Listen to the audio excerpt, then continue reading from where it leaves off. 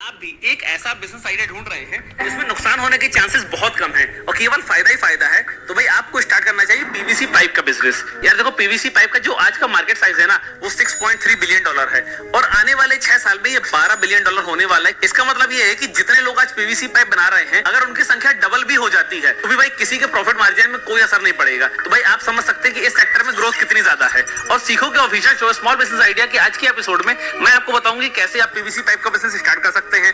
इसमें मशीन्स कौन कौन सी लगती हैं, रॉ मटेरियल क्या क्या लगता है, कॉस्टिंग कितनी आती है और क्या क्या लाइसेंस लगते हैं और गवर्नमेंट से हम कैसे सब्सिडी भी ले सकते हैं। तो भाई सबसे पहले ना हम लोग शुरू करते हैं इसकी मशीन से।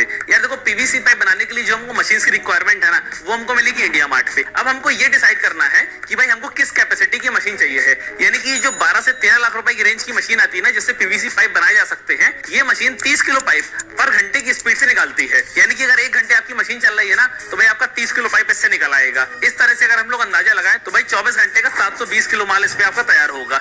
इसके अलावा जो इससे हायर रेंज की मशीन आती है, जिसकी कॉस्ट रहती है लगभग 45 से 50 लाख रुपए, ये आपकी निकालती है 100 से 150 केजी पाइप। यानी कि 1 घंटे में 100 किलो से भी ऊपर का पाइप निकलेगा आपका।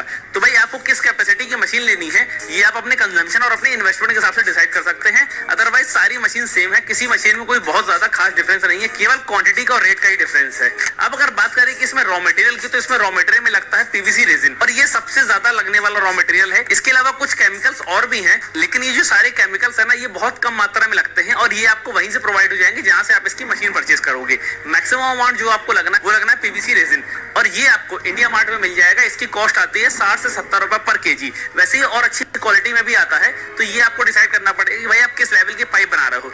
देखो, अगर आप लोकल क्वालिटी के पाइप बना रहे हो तो भाई सस्ता वाला रेजिन इस्तेमाल करो, लेकिन इसके अलावा अगर आप हायर क्वालिटी के यानी कि सुप्रीम के जैसे पाइप होते हैं, जो ब्रेकेबल नहीं होते हैं, जो अनब्रेकेबल होते हैं, अगर उस तरह का पाइप बनाना चाह रहे हो ना, तो भाई थोड़ा सा अच्छा वाला रेजिन इस्तेमाल करना। जितना अच्छा रेजिन आप यूज करोगे ना, उतनी अच्छी पाइप की क्वालिटी आएगी। अब अगर बात करें टोटल इन्वेस्टमेंट की, तो भाई 12 से 15 लाख रुपए तो आपकी मशीनी कॉस्ट आ जाएगी। इसके अलावा आपको एरिया इसमें चाहिए पड़ेगा लगभग 4 से 5,000 स्क्वायर फीट। इस पे आपको टीन शेड लगवाना पड़ेगा और 5 लाख रुपए ना भाई आपको मार्केट में फंसाने के लिए चाहिए पड़ेगा, क्योंकि ये एक ऐसा आइटम है ना, ये थोड़ा उधार में बिकता है। क्योंकि इसमें प्रॉफिट मार्जिन अच्छा होता है, लेकिन भाई डीलर्स को ना कुछ माल आपको उधार देना पड़ेगा, तो 4 से 5 लाख रुपए आपको वो अलग रखने पड़ेंगे। तो कुल मिला के 25 से 30 लाख रुपए का इन्वेस्टमेंट इसमें आपका लगेगा इनिशियली। उसके अलावा जैसे जैसे आप काम बढ़ाते चले जाओगे ना, वैसे वैसे आपका इन्वेस्टमेंट भी बढ़ता चला जाएगा। अब बात आती है लाइसेंस की कि भाई इसमें लाइसेंस कौन कौन से रिक्वायरमेंट होंगे। तो भाई देखो, एक तो आप फैक्ट्री डाल रहे हो तो आपको एमएसएमई लाइसेंस तो लेना ही पड़ेगा। इसके अलावा आपको फायर की एनओसी लेनी पड़ेगी और इसके अलावा अगर आपका टर्नओवर 40 लाख से ऊपर जा रहा है ना,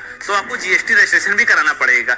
इन 3 लाइसेंस के अलावा किसी भी चौथे लाइसेंस की आपको रिक्वायरमेंट नहीं है इनिशियल लेवल पे। बाकी जब आप अपना काम बढ़ाओगे, जब ज्यादा काम होगा, तो भाई लाइसेंस की संख्या भी बढ़ जाएगी। अब इसके बाद बात आती है कि भाई पैसा कहां से आएगा। यार देखो, इतना ज्यादा इन्वेस्टमेंट है, हर किसी के पास इतना पैसा नहीं होता कि वो अपने घर से इतना पैसा लगा सके। तो भाई गवर्नमेंट की एक स्कीम चलती है पीएमईजीपी, प्रधानमंत्री एम्प्लॉयमेंट जनरेशन प्रोग्राम। इसमें आपको 50 लाख तक का लोन दिया जाता है, जिसमें आपको 35% तक की सब्सिडी मिलती है और बैंक आपका 90% अमाउंट तक फाइनेंस करता है। यानी कि अगर आपकी प्रोजेक्ट रिपोर्ट 40 लाख की है, तो भाई बैंक इसमें आपको 36 लाख रुपए फाइनेंस कर देगा। 4 लाख रुपए आपको अपने घर से लगाना है और इसमें 13.5 लाख रुपए तक आप गवर्नमेंट से सब्सिडी भी ले सकते हो। तो भाई आपके देखो, लाइसेंस क्लियर हो गए, आपकी मशीन क्लियर हो गई, रॉ मटेरियल क्लियर हो गया और बैंक से लोन भी आपको मिल गया। अब लास्ट में बात आती है भाई मार्केटिंग की, यार हमको इसको बेचना कैसे है। यार देखो, आपने फैक्ट्री तो सेटअप कर ली, लेकिन फैक्ट्री का माल बेचना बहुत टफ होता है।